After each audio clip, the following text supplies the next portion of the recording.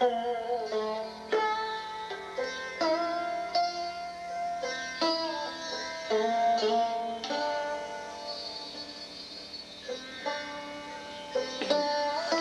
afternoon, university women of the world. Welcome to the Symposium on Performance Art in the University. I begin tonight's paper with talking about in the 90s, performance art, or PA for short, was hardly ever practiced by the first and second generation or originators of the current form. Was it because they lost their audience? Let me write that on the board. 1, audience. 2, the nerve. Or 3, the funding. I hope you can see the board here in the back. Maybe all 3. Maybe none of the above. After 25, yes, 25 or 30 years of exposure to events, viewers had gone to enough performances, taped enough 8mm self-portraits of themselves, that is, cross-dressed enough in their bedrooms to learn how to be performance artists themselves. Let's take a performance art moment and be a performance artist. Just turn to your neighbor, listen to this beautiful music, and do a half-second performance for your neighbor. I'm going to turn my back so I don't watch, but please, 1, 1,000, 2, 1,000, 3, 1,000, 4, 1,000.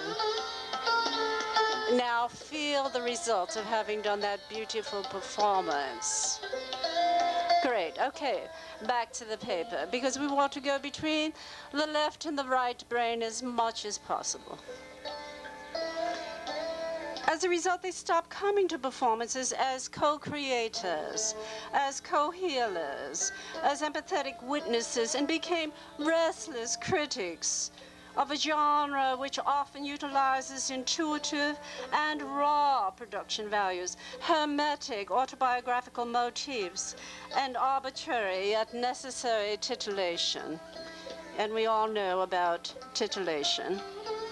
Audiences wanted their money's work, their money's worth, and their money's to work for them. IRAs, bonds, stocks, etc. A slick show they wanted, not an aesthetic catharsis. Performance artists wanted to experiment and to experience the primitive freedom of performance artists. But change was inevitable. Change was inevitable. Change was inevitable.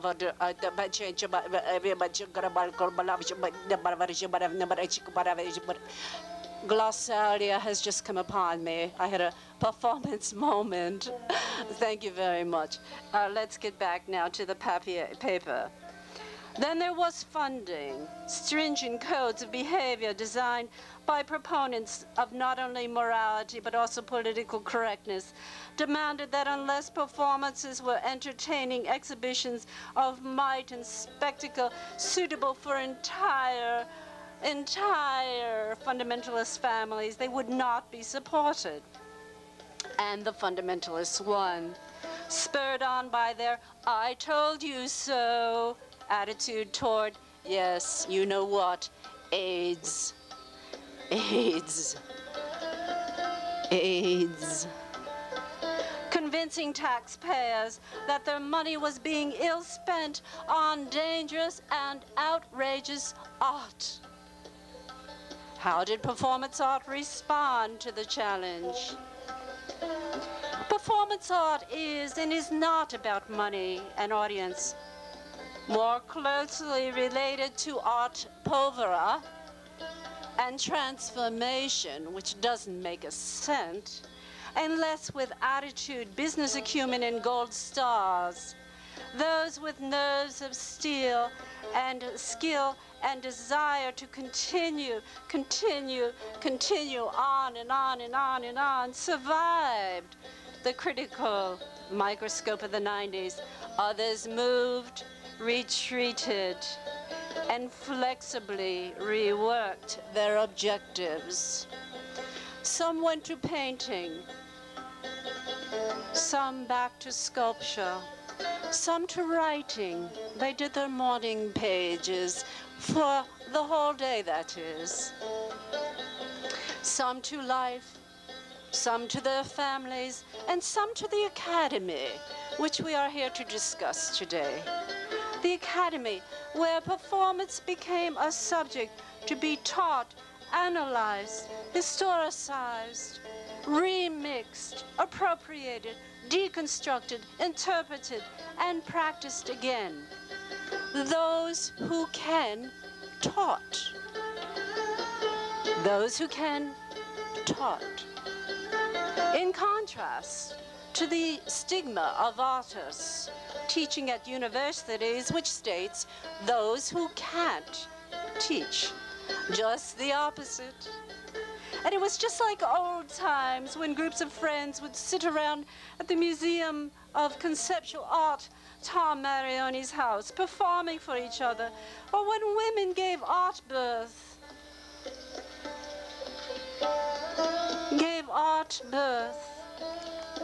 To deep and secret issues at the LA Women's Building. 30 years later, that scene is still alive, and that steam is still alive in the Academy.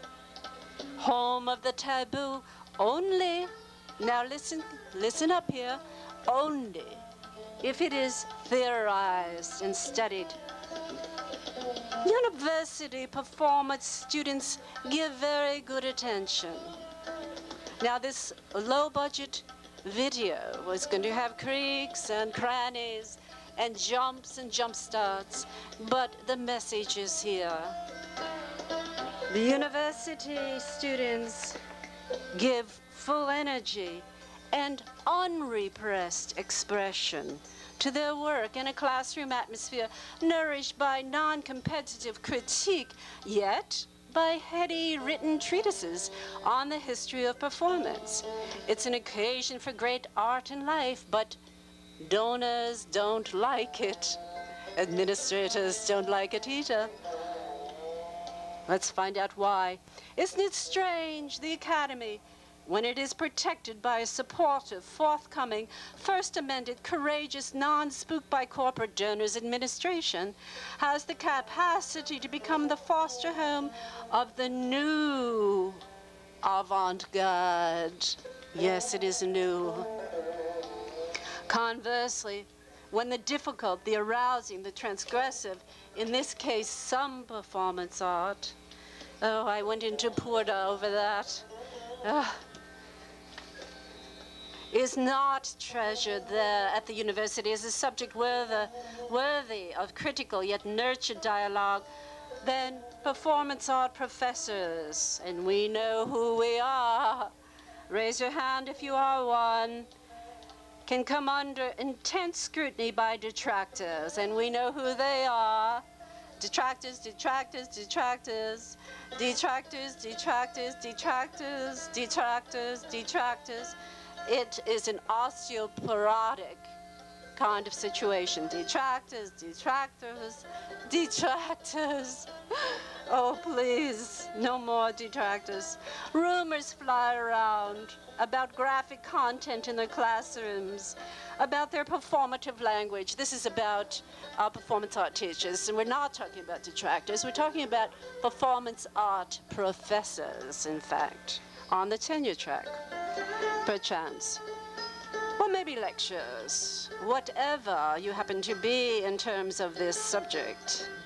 Rumors fly around about us, about our graphic content in our classes, about our performative language, about the uninhibited student performances, about our grading policies that are non-conversant with the departments, about our unique and questionable teaching style. Out of context, we do not make it. Out of context and without experiencing or hearing explanations of all of the above, it is deemed dangerously non-academic performance art, that is. The response by the Academy is often denied tenure, go to jail, or elimination of the area in the department. And we have all experienced this, haven't we, on one level or another, and not to mention salaries. Does this deter performance art? Let's have a cosmic moment for performance art. Take a second and inwardly feel how beautiful performance art is.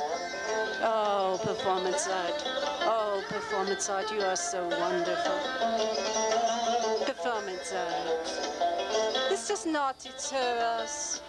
This does not deter us. We listen to the music. We do not get depressed by this.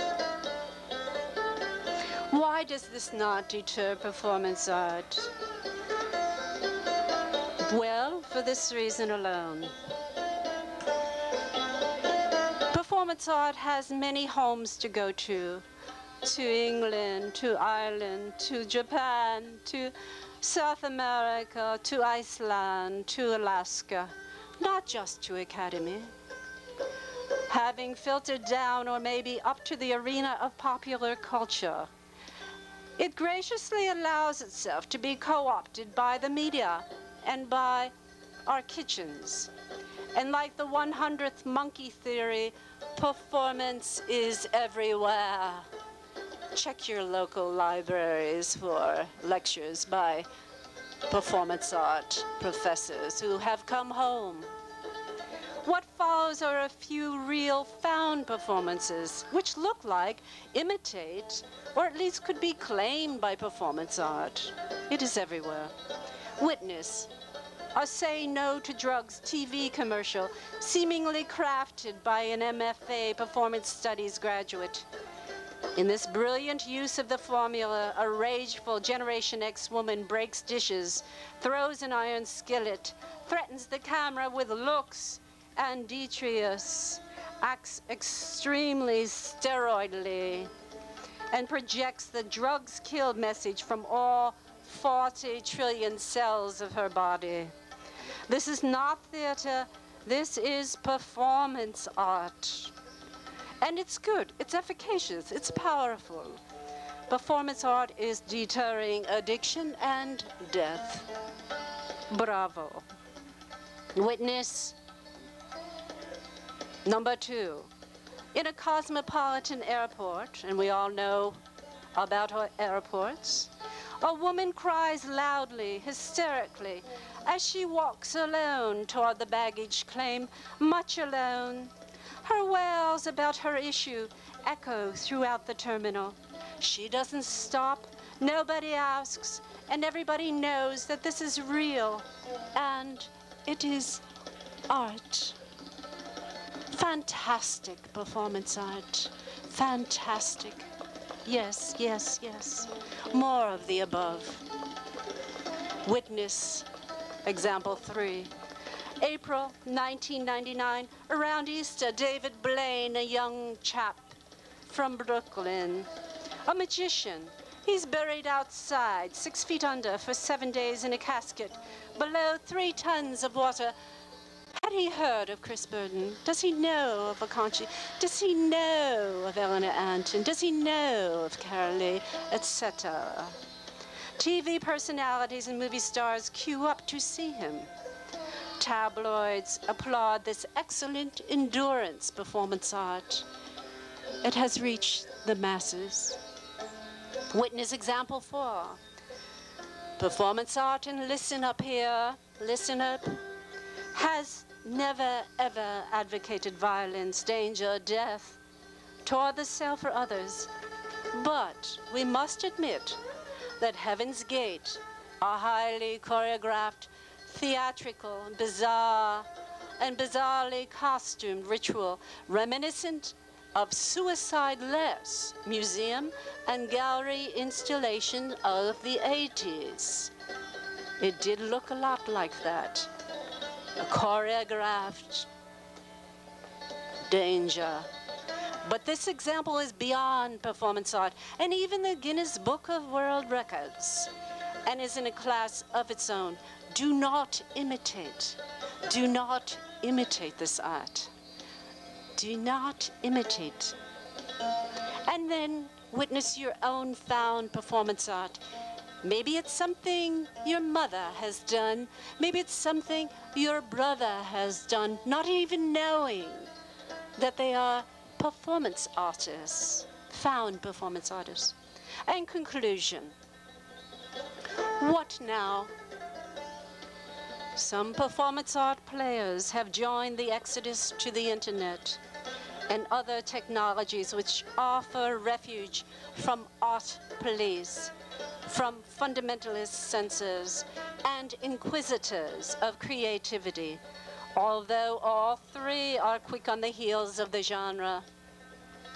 Others theorize performance art at scholarly conferences, reprint their first edition books, and write theoretical theses on the subject. And there are still master performance artists, public encouragers of creativity and aesthetic revolution, who are willing to take the risks of being vulnerable and present to all in body. They deserve our gratitude and support. Thank you, Stellark, for continuing to coax us out of our obsolescent bodies. Thank you, Orlan, for physically exploring the meaning of pain and suffering. Thank you, Bob Flanagan, for eroticizing death.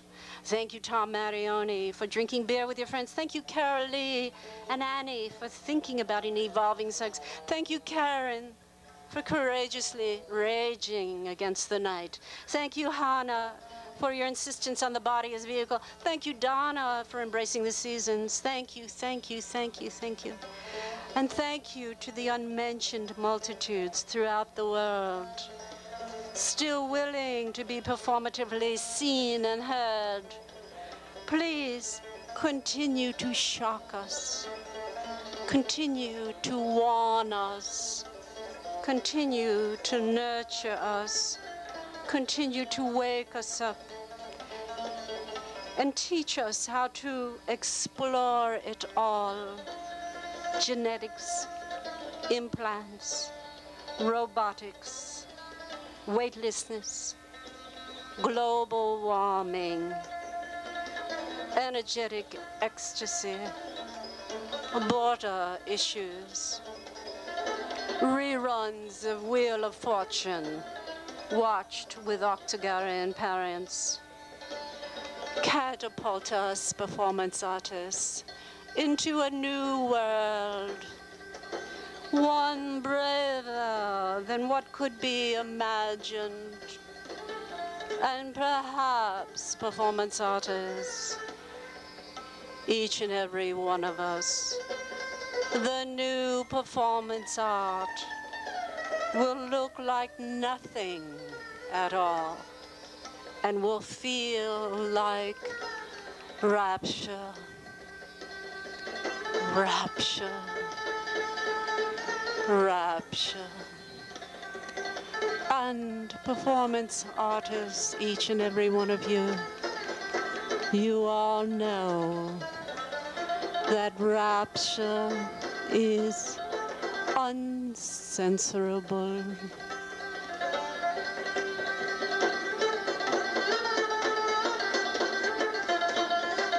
Rapture is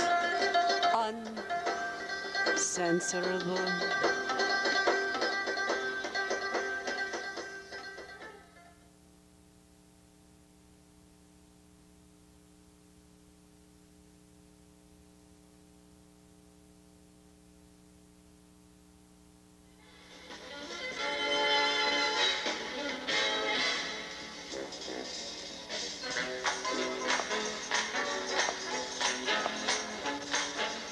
Snap your fingers, I'm having an old-fashioned moment. Snap your fingers, I'm having an old-fashioned moment. Snap your fingers, arthritic or not, I'm having an old-fashioned moment. Snap your fingers, I'm having an old-fashioned moment.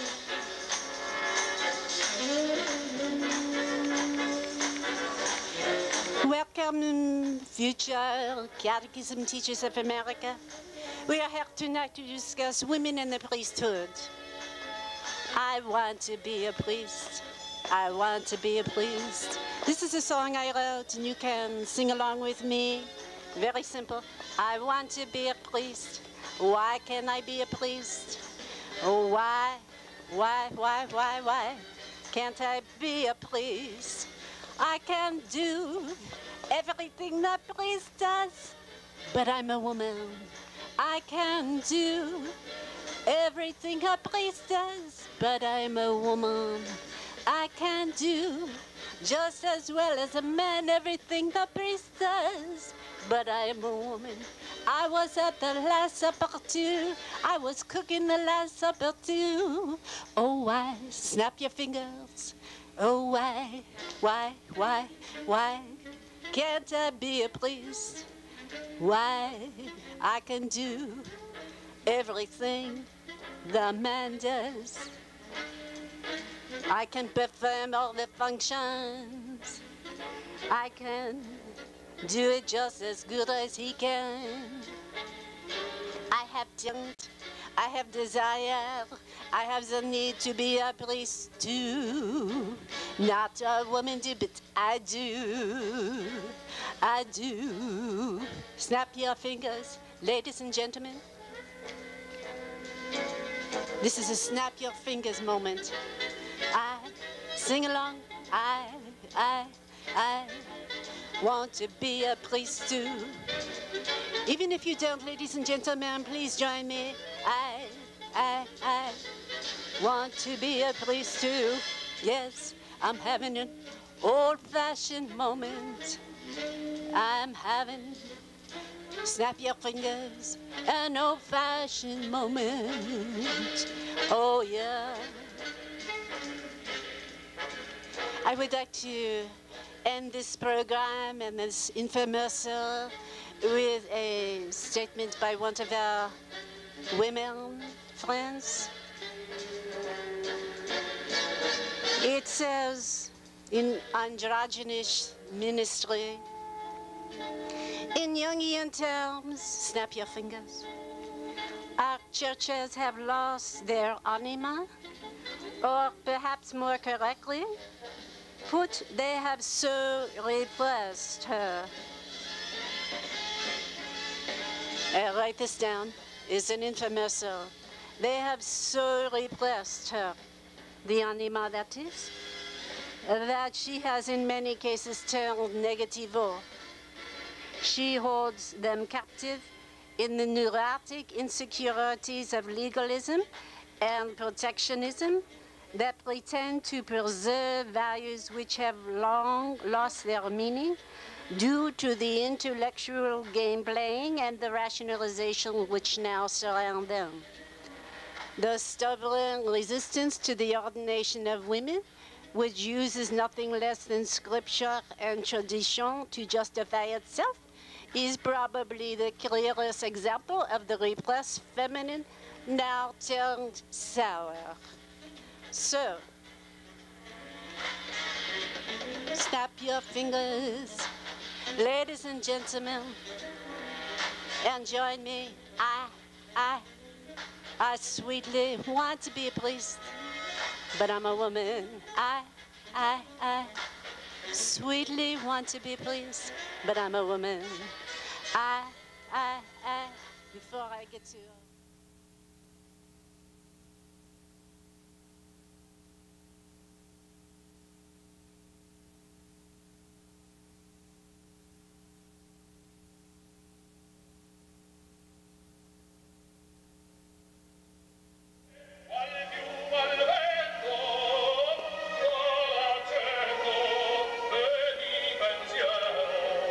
Sempre amabile, leggiadro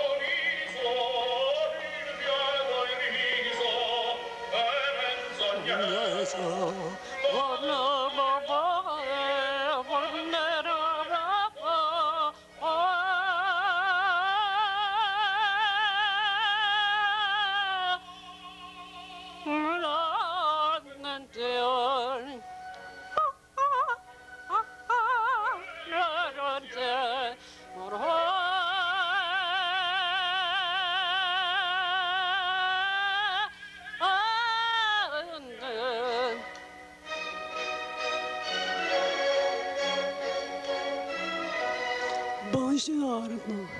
My name is Sister the Witch, and I'm here to talk to you about how to take all the anger, all the pain, all the rage in your life, and to move it from verbal abuse, verbal abusivo, to creation. Oh. And you take. Sometimes you come home, you say, where is my pasta? Where is my chili? Well, I want to control this, I want to manipulate this, I want to make my life not only miserable, but the miserable of everybody around me. I want toxicity in my life. But no, what do we learn? We learn to sing. We learn to take it out of inside and we sing, we sing.